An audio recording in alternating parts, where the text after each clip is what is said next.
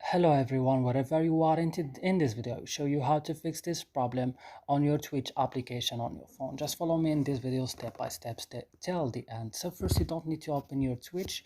You just need to go and open the settings of your device. Then here you will find, like as you can see, a list. Go to apps option.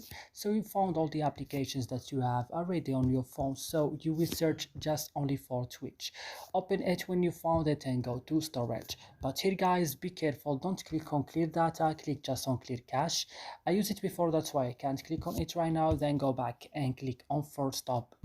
Also, I used it before, that's why I can't click. Then go to battery, allow it on optimized mode as you can see that as I'm doing. Then go to permission, give them all this, allow it, camera, files and media, microphone. Then you have to go to your Play Store and check that your Twitch is updated on the last version. Then go and restart your phone. So that's it in this video. I hope it's useful for you. Don't forget to like, subscribe in our channel. See you in another video.